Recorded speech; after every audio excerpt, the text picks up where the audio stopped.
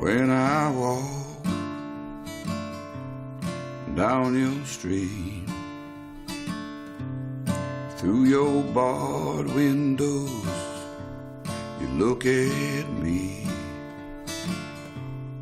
and you wonder, ever come to ask for one of your precious things?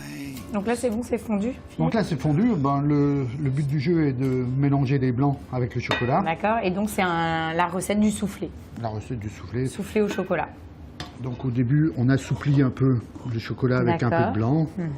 Là, on ne s'occupe pas de trop si on les casse ou pas. Le principal, c'est d'avoir une densité, un peu l'ensemble.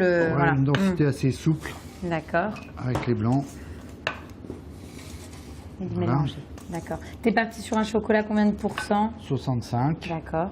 Et puis là, je remets une partie des blancs. Alors les blancs, il ne faut pas qu'ils soient montés trop fermes. D'accord. Comme ça, c'est l'idéal. Voilà, juste un peu avant que ça fasse trop serré. D'accord. Donc là, tu mélanges un peu plus délicatement. Voilà. Pour ne pas que ça retombe, mais en même temps, il faut que ça soit bien mélangé, quoi. C'est ça.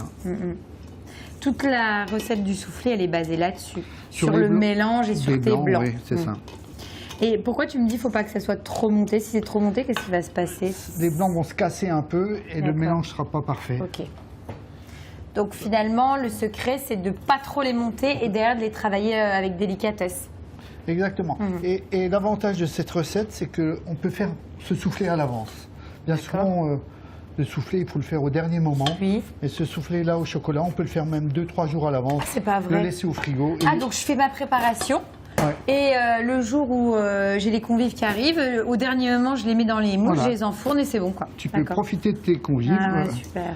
La recette de ton dessert sera prête au frigo. Tu auras juste à mettre ça au four, 12 minutes, donc je peux à 200 degrés. Ah oui, et même plusieurs jours à l'avance, je peux le... Ah, super. Puis souffler, c'est toujours agréable comme dessert. Oui, c'est trop bon. Enfin, moi, quand tu... Voilà, forcément, le chocolat, j'adore. Puis on est sur quelque chose qui est simple, mais qui est tellement bon. Alors après, tu peux l'agrémenter. Hein. Si tu aimes bien les zestes d'orange, tu peux mettre un peu de zeste d'orange. Si tu aimes bien un peu d'alcool, le rhum, ça va. Ou... Voilà, là, donc, il suffit...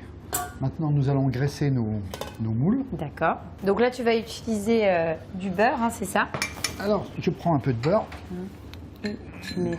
Voilà, et je moule dans le sens que le soufflé doit monter. Pour bien le diriger et l'emmener à bien monter. Vers le plus haut possible. D'accord. Et tu mets un petit peu de cassonade. Et je chemise avec un peu de cassonade. Je te laisse faire? Ouais, ça marche. Je graisse les autres. Donc là, je tourne. Toi, tu aimes le chocolat, les desserts au chocolat? Le chocolat, c'est... Ça serait difficile. Il faut qu'on en mette. C'est ça. Il faut que ça soit chemisé partout. Partout. D'accord. Moi, le chocolat, je ne peux pas m'empêcher d'en manger. C'est ça qui est terrible. C'est tellement bon, un bon chocolat.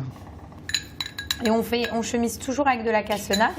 Ça va donner un petit croquant au moment de la dégustation. Parce qu'il ne sera pas totalement fondu. D'accord. Et ça va nous donner un petit croustillant avec ce chocolat. Donc maintenant, nous avons fait le plus gros du travail. Il faut les remplir. Il ne faut pas qu'il y en ait sur les côtés pour ne pas empêcher le soufflé de monter, quoi. Ce serait l'idéal. D'accord. T'es pas sûr, là, de... En cuisine, c'est toujours vite fait de déraper, je dirais. Il ne faut pas grand-chose pour... Donc là, tu les remplis quand même... Je vais les remplir aux 3/4. D'accord, aux 3/4.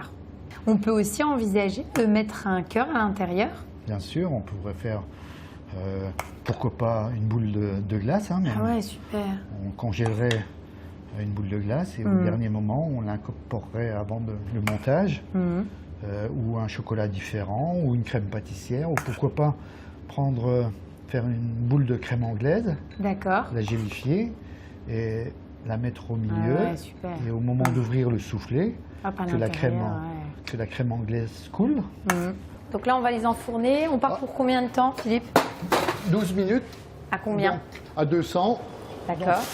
On va prévoir que les grilles n'embêtent pas le... D'accord.